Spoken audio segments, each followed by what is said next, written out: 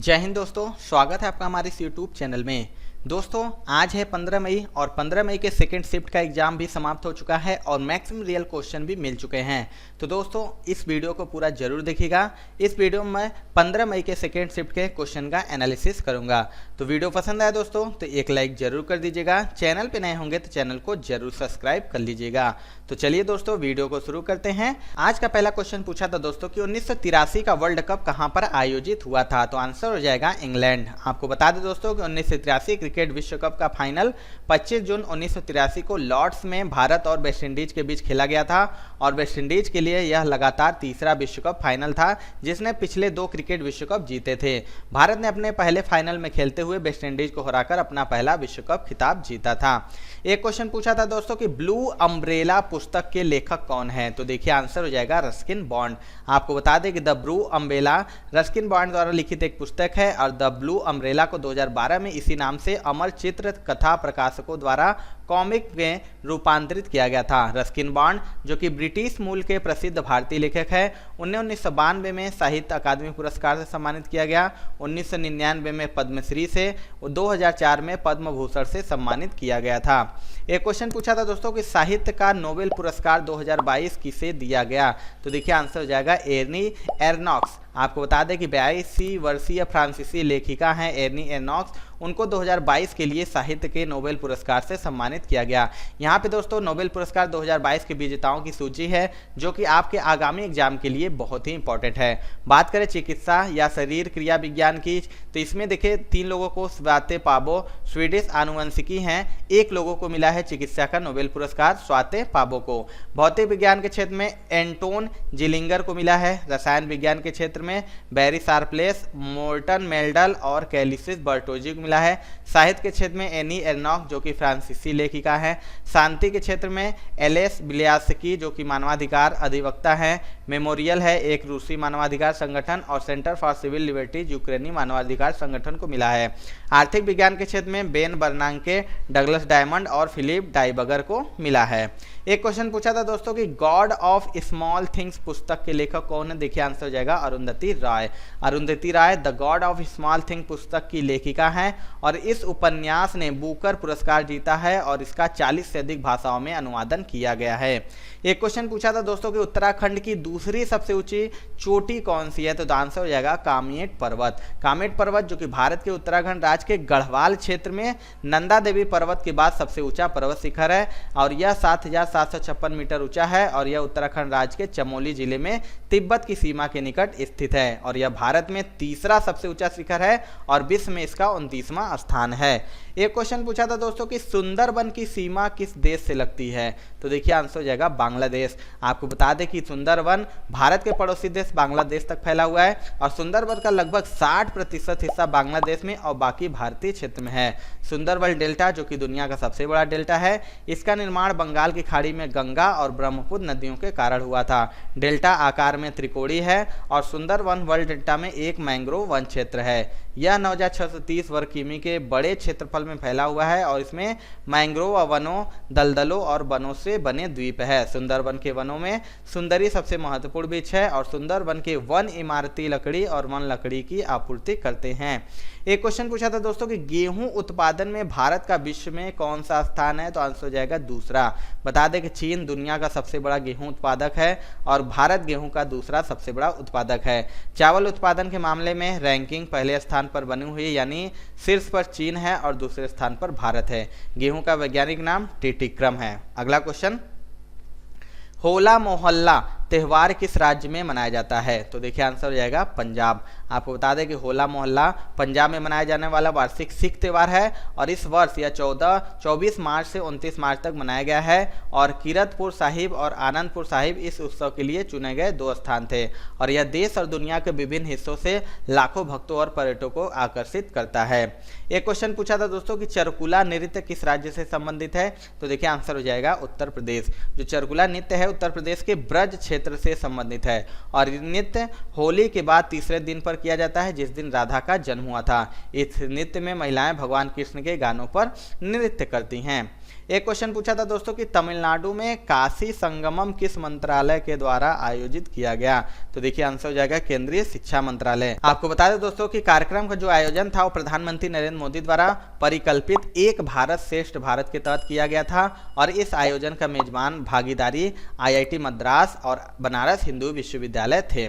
एक क्वेश्चन पूछा था दोस्तों कि ब्रिटेन से भारतीय संविधान में क्या लिया गया है? तो देखिए आंसर हो जाएगा संसदनात्मक शासन प्रणाली। आपको बता दें कि ब्रिटेन संविधान से क्या क्या विशेषता ली गई है, तो संसदीय सरकार, विधि का शासन, विधायी प्रक्रिया, एकल नागरिकता, कैबिनेट प्रणाली, विशेषाधिकार रिट और संसदीय विशेषाधिकार और द्विसदनात्मक।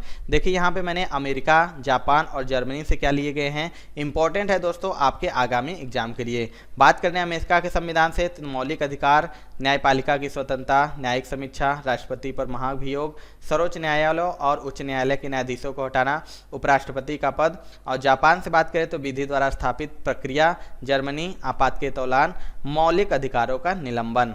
एक क्वेश्चन पूछा था दोस्तों कि वेम्पति चिन्ना सत्यम को 1998 में कौन सा अवार्ड मिला है? तो आंसर हो जाएगा पद्म भूषण। आपको बता दें कि यह प्रसिद्ध व्यक्ति हैं वेम्पति चिन्ना सत्यम। यह नृत्य रूप कुचिपुड़ी से संबंधित है और वह दुनिया भर में डांस फॉर्म को लेकर लोकप्रिय बनाने के लिए जाने जाते हैं। वो बॉम्बे के संगीत पीठ और मद्रास के राजा लक्ष्मी पुरस्कार सहित कई पुरस्कारों के प्राप्त करता है। एक क्वेश्चन पूछा था कि पौधे खनिज कहाँ से प्राप्त करते हैं? तो आंसर हो जाएगा मिट्टी और जल। आपको बता दें पौधों में परिसंचरण तंत्र का अर्थ है किसी पौधे के द्वारा अवशोषित या निर्मित पदार्थों का पौधे के अन्य सभी हिस्सों तक पहुंचाना, और पौधों में जल और खनिजों को उसके अन्य हिस्सों में तक पहुंचाने की जरूरत पड़ती है। पौधों की पत्तियों में बने भोजन को भी पौधे के अन्य हिस्सों तक पहुंचाने की जरूरत पड़ती है। एक क्वेश्चन पूछा था दोस्तों कि ईस्ट इंडिया कंपनी से ब्रिटिश क्राउन के पास शक्ति कब गई थी? आंसर हो जाएगा 1858। आपको बता दें कि भारत वर्ष 1858 में सीधे ब्रिटिश क्राउन के शासन में आया था और ब्रिटेन की संसद ने भारत सरकार अधिनियम पारित किया जिसने ईस्ट इंडिया कंपनी से भारत पर ब्रिटिश सत्ता का हस्तांतरण किया था। ऐसा माना जाता है कि 1857 के विद्रोह के लिए ईस्ट इंडिया कंपनी को दोषी ठहराया गया था और इसलिए ताज ने कंपनी से सत्ता हथिया ली थी। एक क्वेश्चन पूछा दोस्तों कि अनुच्छेद 343(1) के अनुसार राज्यपाल कितनी वर्ष में वित्तीय सभा बुला सकता है? तो आंसर हो जाएगा 5 वर्ष। आपको बता दें कि पंचायतों की वित्तीय स्थिति को देखने के लिए हर 5 साल के बाद राज्यपाल द्वारा राज्य वित्त आयोग की स्थापना की जाती है और यह संविधान के अनुच्छेद 243(1) में राज्य वित्त आयोग की स्थापना का प्रावधान है। यहाँ पे दोस्तों मैंने आपके लिए पंचायतों से संबंधित महत्वपूर्ण अनुच्छेद लिए हुए हैं जो कि आपके आगे की शिफ्टों के लिए बहुत ही इंपॉर्टेंट है। बात करें 243 की तो इसमें परिभाषाएं दी गई हैं। 243(a) में ग्राम सभा, 43(b) में पंचायत का गठन, 43(c) में पंचायत की रचना, D में सीटों का आरक्षण, E में पंचायतों की अवधि और इसी तरह F में सदस्य की अयोग्यता, G में पंचायतों की शक्तियां, अधिकार और जिम्मेदारियां, H में पंचायतों द्वारा और के निधियों पर कर लगाने की शक्ति, 43I में वित्तीय स्थिति की समीक्षा के लिए वित्त आयोग का गठन, 43J में पंचायत के खातों का लेखा जोखा, 43K में पंचायतों के चुनाव,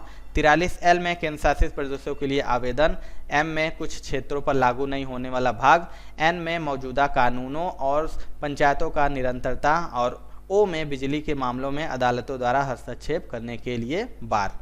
एक क्वेश्चन पूछा था दोस्तों कि निम्नलिखित में से कौन ओडिसी शास्त्रीय नृत्य से संबंधित है? तो देखिए ऑप्शन के अनुसार था केलुचरण महापात्र। आपको बता दें केलुचरण महापात्र एक प्रसिद्ध भारतीय शास्त्रीय नृत्यांगना, गुरु और ओडिसी नृत्य के प्रतिपादक थे जिन्हें 20वीं शताब्दी में इस शास्त्रीय नृत्य के पुनरुद्धार और इसे लोकप्रिय बनाने का श्रेय दिया जाता है।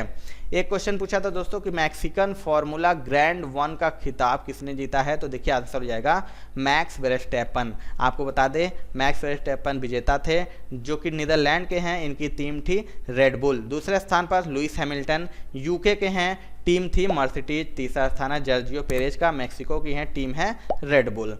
अगला क्वेश्चन पूछा था दोस्तों कि निम्न में से कौन सा संचारी रोग नहीं है? तो देखिए ऑप्शन में था मधुमेह। आपको बता दें मधुमेह, रतौंधी और कैंसर गैर संचारी रोग है क्योंकि ये एक व्यक्ति से दूसरे व्यक्ति में नहीं फैलते। दोस्तों संचारी रोग उसे कहते हैं जो एक व्यक्तियों द्वारा दूसरे व्यक्ति में फैलता है, उसे संचारी रोग कहते हैं। लेकिन मधुमेह ऑप्शन के अनुसार था तो संचारी रोग नहीं है। यहाँ पे देखिए मैंने रोग का नाम लिया है, कैसे फैलता है ये भी इंपॉर्टेंट है आपके आगामी एग्जाम के लिए। बात करें हैजा रोग की तो भोजन और पानी से फैलता है। आंत ज्वर भोजन और पानी से, हेपेटाइटिस भोजन और पानी से, इन्फ्लुएंजा हवा से हवा, तपेदिक जो टीबी होता है हवा से हवा, मलेरिया मच्छर से, धनुस्तंभ काटने या घाव या धूल या लोहे के संपर्क से, पोलियो भोजन और पानी से, स्वाइन फ्लू हवा से हवा। एक क्वेश्चन पूछा था दोस्तों कि मीठे पानी के अंतर्राष्ट्रीय वर्ष के रूप में कौन सा वर्ष मनाया जाता है, तो आंसर हो जाएगा 2003। आपको बता दें यूनेस्को द्वारा वर्ष 2003 को मीठे पानी के अंतर्राष्ट्रीय वर्ष के रूप में नामित किया गया है।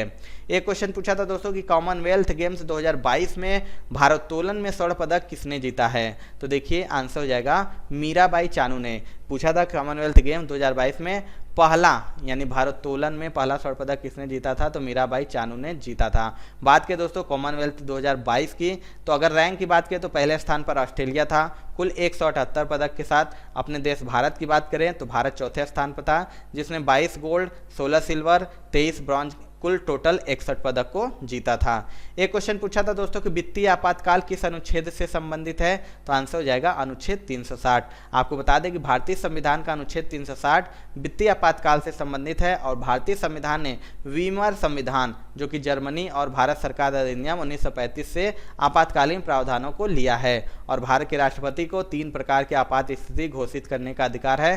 पहला है राष्ट्रीय आपातकाल अनुच्छेद 352, दूसरा है राज्य आपातकाल या राष्ट्रपति शासन अनुच्छेद 356, तीसरा है वित्तीय आपातकाल 360।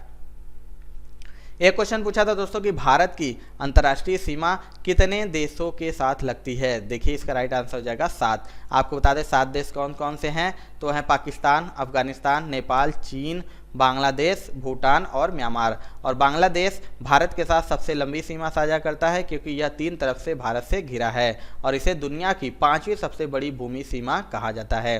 अन्य 6 देशों में अफगानिस्तान भारत के साथ सबसे कम सीमा साझा करता है। चीन भूटान भारत के साथ सीमा साझा करने वाला सबसे बड़ा देश है और भूटान सबसे छोटा देश है जिसकी सीमा भारत से लगती है। तो दोस्तों ये थी आज की वीडियो यानी 15 मई के सेकेंड शिफ्ट में पूछे गए रियल क्वेश्चन। आपको दोस्तों ये वीडियो कैसी लगी कमेंट करके जरूर बताइएगा। वीडियो पसंद आई दोस्तों तो एक लाइक जरूर कर दीजिएगा। मिलते हैं दोस्तों अपने अगले वीडियो में, तब तक के लिए जय हिंद।